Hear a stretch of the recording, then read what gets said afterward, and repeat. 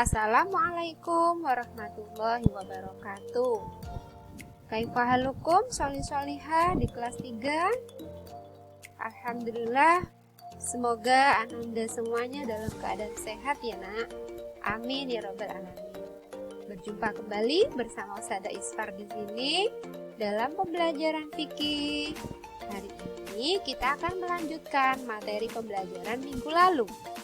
Minggu lalu kita sudah belajar tentang rukun dan sunnah-sunnah sholat. Nah, kelanjutan materi minggu lalu kita akan belajar tentang 5 perkara yang membatalkan sholat. Masih ingat kan dengan rukun dan sunnah sholat? Rukun sholat adalah sesuatu yang harus dilakukan di saat kita melaksanakan sholat.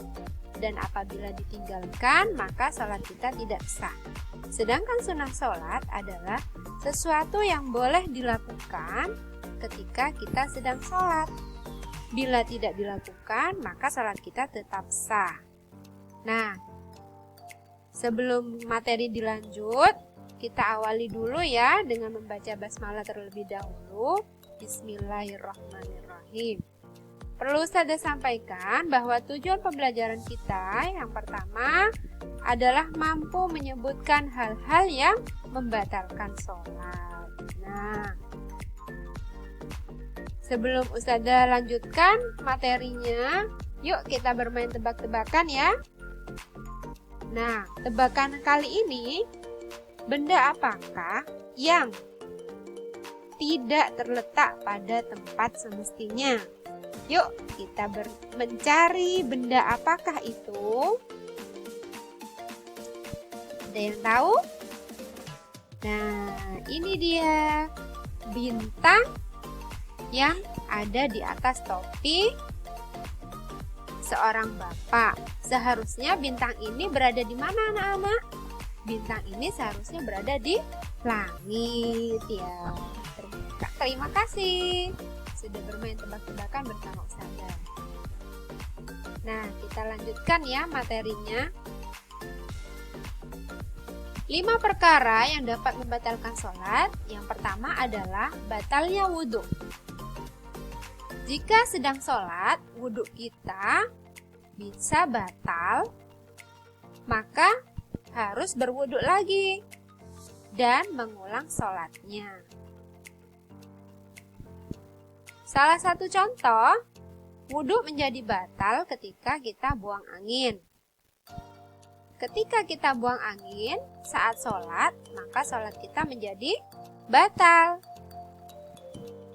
Sampai di sini paham ya nak ya?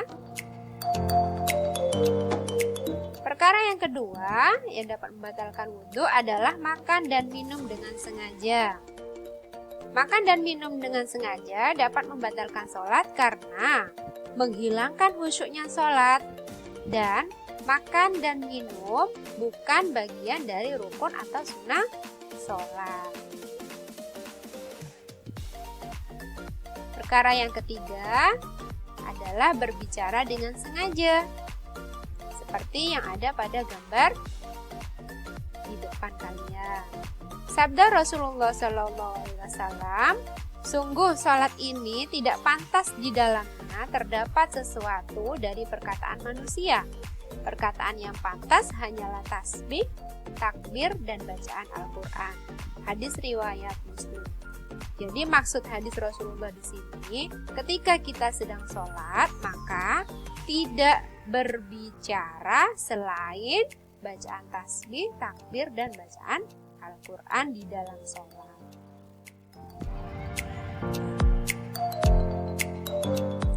Perkara yang keempat adalah banyak melakukan gerakan. Apa saja gerakan tersebut? Di luar gerakan sholat seperti berjalan dengan sengaja atau menggaruk terus-menerus. Ini yang biasanya dilakukan anak-anak ya. Jika gerakan hanya sedikit, maka tidak membatalkan sholat.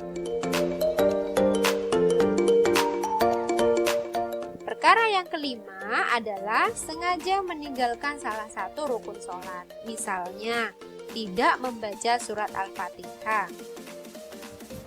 Kalian tahu bahwa Al-Fatihah adalah bagian rukun dari sholat.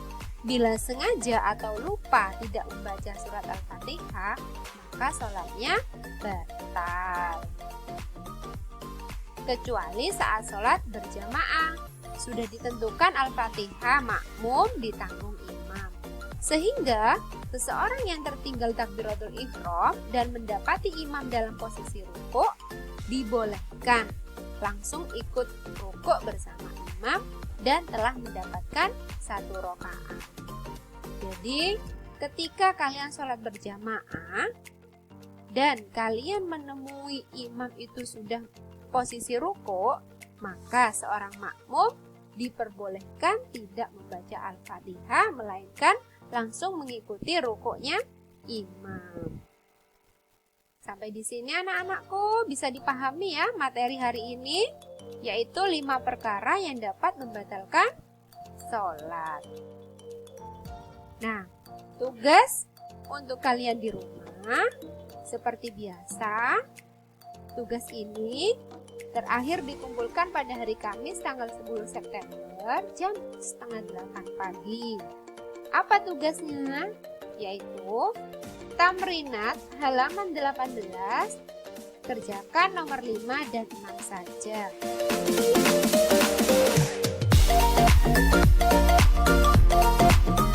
Semoga pembelajaran hari ini bermanfaat ya nak, dan dapat diterapkan dalam kehidupan sehari-hari, terutama dalam ibadah sholat kita. Syukran kasir. Wassalamualaikum warahmatullahi wabarakatuh.